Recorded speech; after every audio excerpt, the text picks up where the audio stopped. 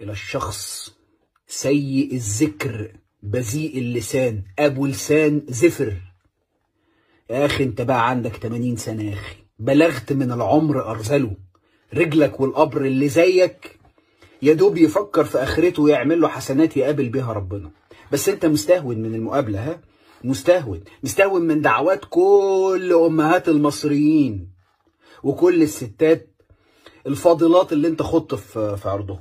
بكرة لما تنزل تحت ومبقاش ما بينك وما بينه أي حاجة تعرف الدعاوي دي هتبقى نار عليك في القبر إن شاء الله.